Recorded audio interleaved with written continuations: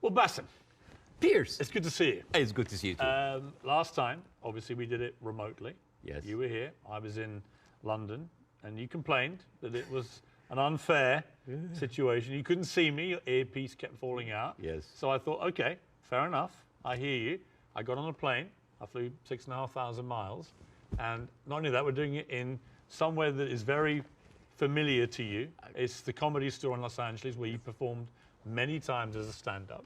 So I've done my bit. You did. But actually, this is not the first time we meet in person.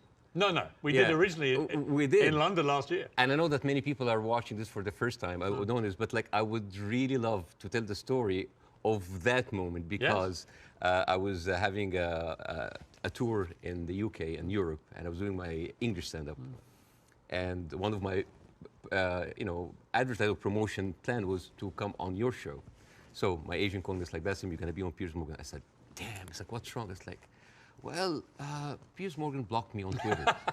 I did. And he said, like, what did you do? I said, well, during January 6th, the insurrection, you tweeted something about it. And I was so angry at what's happening. And I remember you having you and Donald Trump in a picture. And I said the guy who had Donald Trump with him, whatever. And then I used like very harsh words. And of course, you blocked me. So and then I said, like, does he know? I don't know. Does he know? I don't know. Does he know? I don't know. So I walked into the studio, and the moment I was like being seated and they're preparing before we go on air, and you said, "Oh, hi, Bاسm. It seems that you have more followers than me, but it seems that I blocked you. Why?"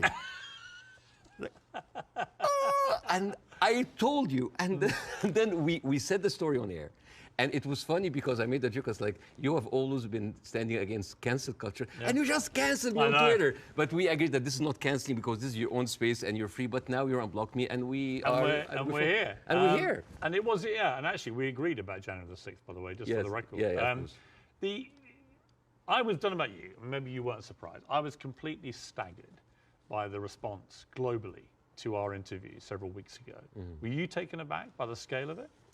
Yes, of course, but I understand why. For many years, the media covering the Middle East has been showing a certain point of view. I'm not going to say bias, but I would say it did not allow certain voices, voices from the other side to be heard. And that is why you see the frustration. Whenever you speak to people in the Middle East, they tell you the same thing. They're not very happy with the coverage of the Middle East because our voices are not heard. Now, I am the least qualified person ever to talk about this conflict. And yet, just because I relate some of the talking points that we say and we hear the whole time, people felt heard. And when people have this feeling, they're happy. They have this response. They say, like, oh my God. For the first time, the West are actually hearing our point of view. Some of the point of view might not go well with other people, but at least we have a conversation. And I think that is the reason why people reacted that way. It's such an incendiary subject matter. I've never seen social media so ablaze with hostility on both sides. Did you actually, as well as enormous praise from the Arab world, did you also get criticized by some parts of the Arab world for not going perhaps hard enough? Oh, you didn't do that, you didn't do that. The thing is, this is like, you're damned if you do, you're damned if you're not. Right. If you don't speak up, why don't you speak up? If you speak up, you didn't speak up enough. If you're done, why are you if you speak up too much, oh, you're taking all the attention on you. And I love that fact because people always who accuse people of being the center of attention, they are actually not very happy that the attention is not on them. This is actually like a rule on social media. But yeah, there was a backlash, but there was also a backlash from the other side, which I mean, here and other comedy clubs, I worked with people from all kinds of different backgrounds, Jewish, Christians, Muslims, Arabs, atheists, all kinds of people. And there are a lot of people who went into my socials like, oh, so you're a terrorist sympathizer now, And I think it is important to have a nuanced, deep, interesting, intelligent conversation. A lot of people waiting for this are kind of like, yeah, Bاسm, bury Piers, show him. And this is the problem with the news today. The problem is the news today, it's not about the news anymore. It's about the people giving you the news. So it becomes a show, a circus. Two gladiators in the Colosseum, two pigs fighting in the mud. And this is why people don't get anything out of it. It's a circus. You know, one of the things I heard a lot was, who is this guy? And they weren't talking about me. Sometimes I wonder. Now, obviously, you're very, very well known in the Arab world. You're known as the kind of, they called you the Arab Jon Stewart, and you're well known in America, but you weren't that well known, for example, in the UK. And I think what this interview did, it made a lot of people think, wow, all right, this is incredible, but tell me more about Bاسm Youssef. And I did a bit of research into your life, and it is a fascinating journey that you've gone on to get here to Los Angeles. And I think it's worth just taking a little beat here to talk about this, because you began in Cairo as a heart surgeon. I mean, that was your career path. Yes. And, yes. And you were a heart surgeon. I was a heart surgeon until, I spent 19 years in that career, 7 years in medical school, 12 years as a practicing doctor. And 2011 happened, and the revolution happened, and I had my own show on YouTube. I did like small videos. Well, I'm going to come to this, because I was by coincidence, I had just joined CNN to replace the great Larry King. And I hadn't actually done any live show. I'd done a few weeks since I joined of taped interviews with big names, Donald Trump, Oprah Winfrey, things like that. And I was flying back to Los Angeles when I got a message that Egypt was going up in the start of the Arab Spring. And I actually went to a studio very near here, about a mile down the road on Sunset, the CNN studio, the old Larry King studio.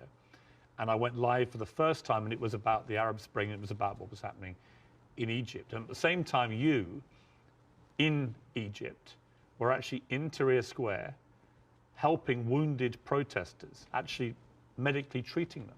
Yeah.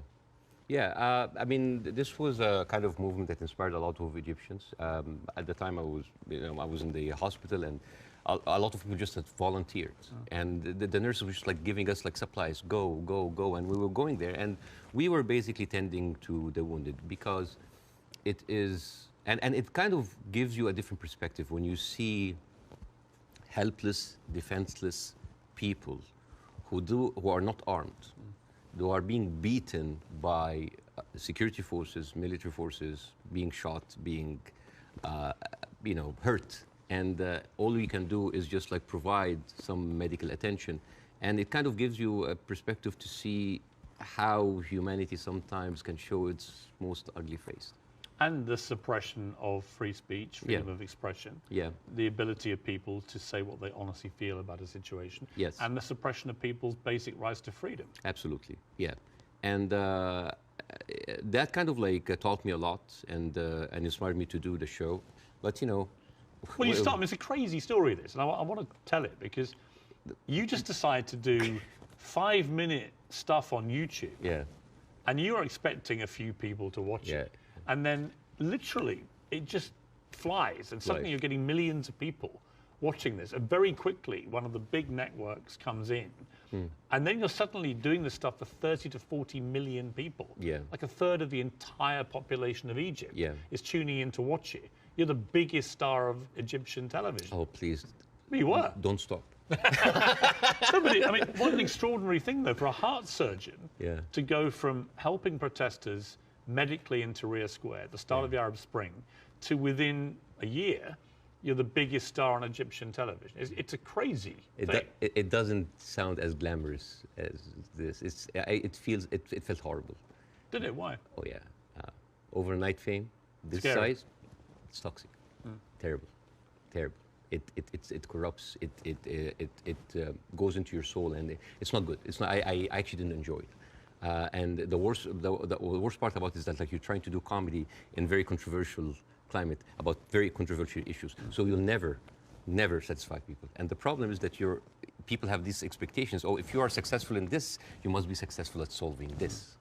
And when things are not solved, because politics, as you know, very difficult to solve, that expectation, this love turns into hate.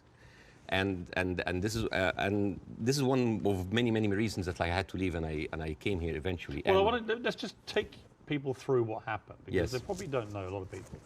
So during the presidency of Mohammed Morsi, who was a democratically elected Islamist, you had relative freedom to start, but then the more you went after government propaganda, the more you stood up for the people against the government, then the trouble started.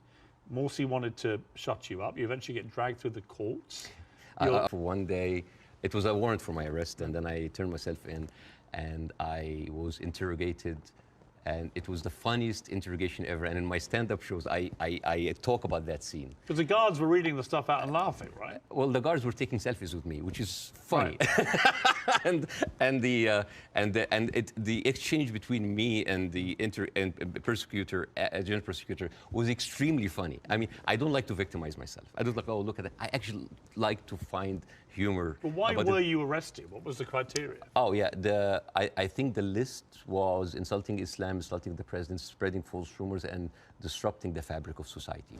And it was, I think the people in the room didn't know what to do with me because they ended up discussing my jokes. So it turned into a writer's room. And I was kind of like, how do you think we make this funnier? And it was the funniest exchange ever. And after 6 hours, I was let go. And was it scary though at the same time that suddenly the machinery was getting a grip of you?